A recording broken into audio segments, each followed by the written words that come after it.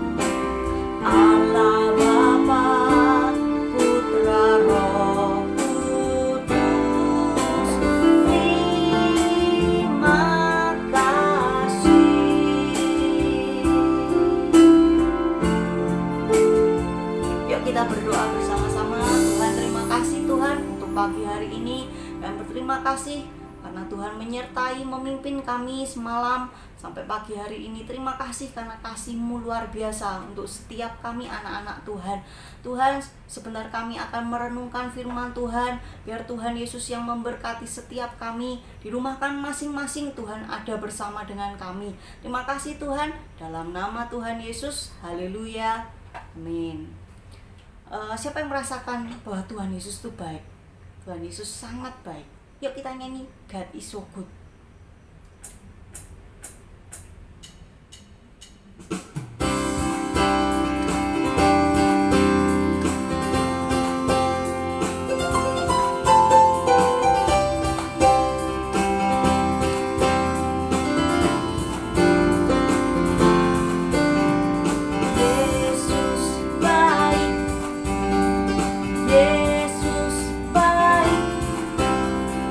Yesus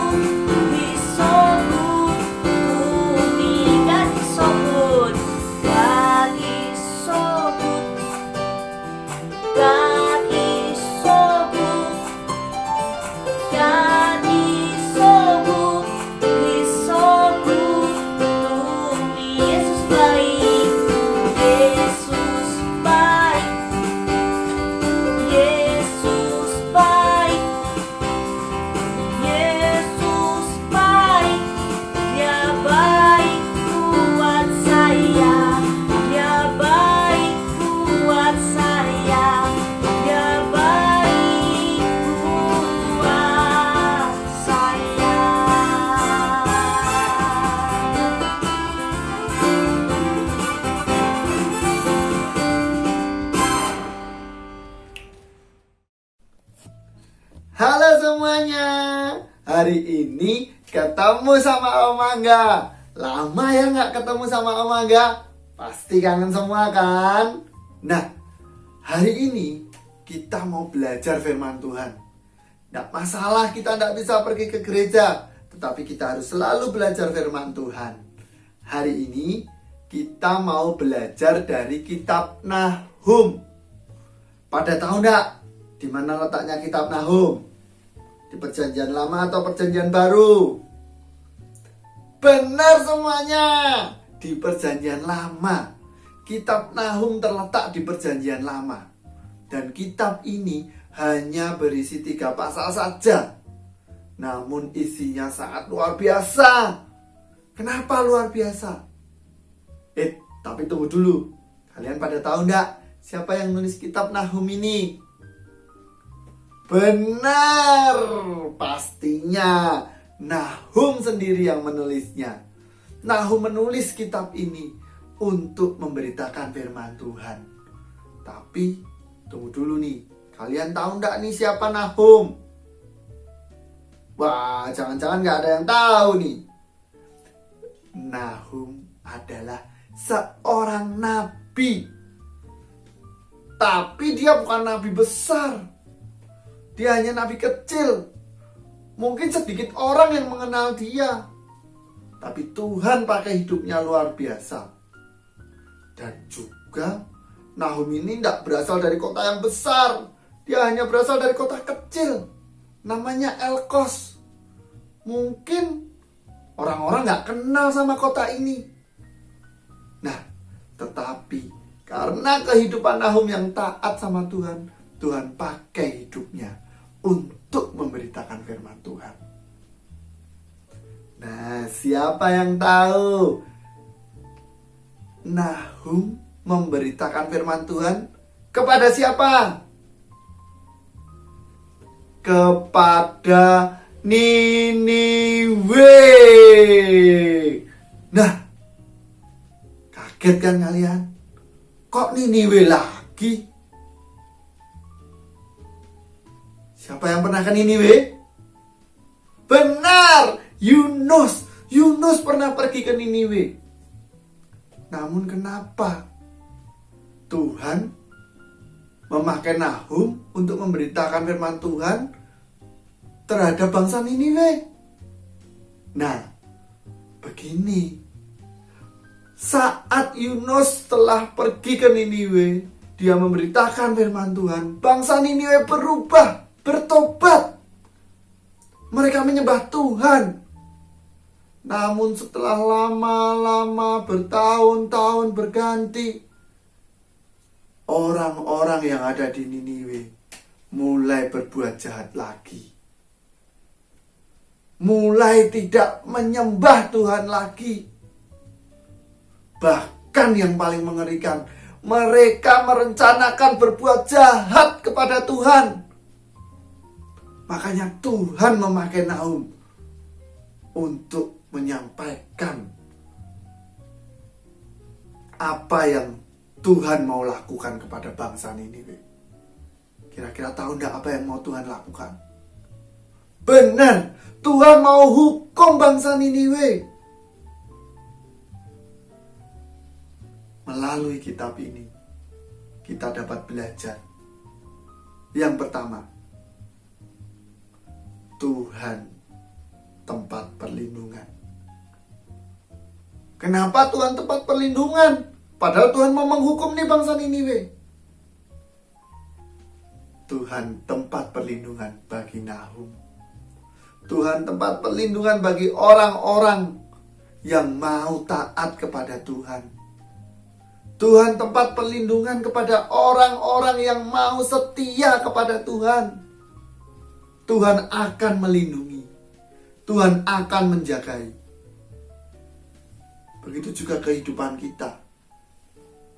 Kalau kita taat, kalau kita setia kepada Tuhan, Tuhan pun juga akan menjadi tempat perlindungan buat kehidupan kita.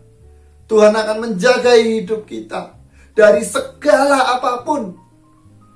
Virus, penyakit, kesulitan, kesusahan yang terjadi di dalam kehidupan kita. Tuhan akan melindungi kita dan menjadikan kehidupan kita menjadi berkat. Itu yang Tuhan lakukan. Yang kedua, Tuhan tidak kompromi dengan yang namanya dosa. Saat kota Niniwe bertobat, Tuhan pun juga akan memberkati. Tetapi saat kota Niniwe berbuat dosa lagi, orang-orangnya berbuat dosa lagi, Tuhan pun juga akan menghukum kota tersebut. Jadi Tuhan tidak pernah kompromi dengan yang namanya dosa. Begitu juga dengan kehidupan kita. Kita semuanya, Om Angga, kalian semua, saat kita berbuat dosa, Tuhan pun juga akan menghukum kita. Mungkin saat kita nggak bisa pergi, saat ini kita nggak bisa pergi kemana-mana,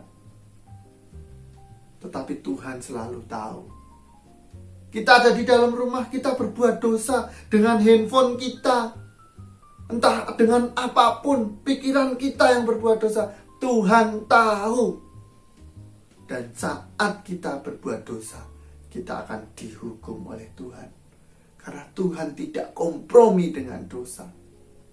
Makanya kita harus tetap menjaga hidup kita agar kita tetap dekat kepada Tuhan.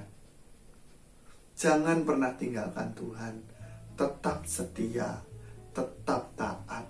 Walaupun kita nggak bisa pergi ke gereja, tetapi kita harus tetap beribadah kepada Tuhan. Walaupun kita nggak bisa pergi keluar bersama-sama pergi ke gereja bersama-sama dengan orang tua kita, tetapi kita harus tetap setia. Kita harus mau beribadah kepada Tuhan. Karena Tuhan adalah tempat perlindungan kita. Dan Tuhan tidak pernah kompromi dengan dosa. Amin. Halo adik-adik, sekarang kita menghafal ayat Mas. Ada di Nahum 1 ayat 7. Tuhan itu baik. Ia adalah tempat pengungsian pada waktu kesusahan. Ia mengenal orang-orang yang berlindung kepadanya. Nah, dihafalkan ya. Lalu dikirim ke Tante Yeni. Oke, sekarang kita berdoa. Tutup mata, lipat tangan. Terima kasih Tuhan Yesus. Pagi hari ini kami sudah memuji dan menyembah-Mu.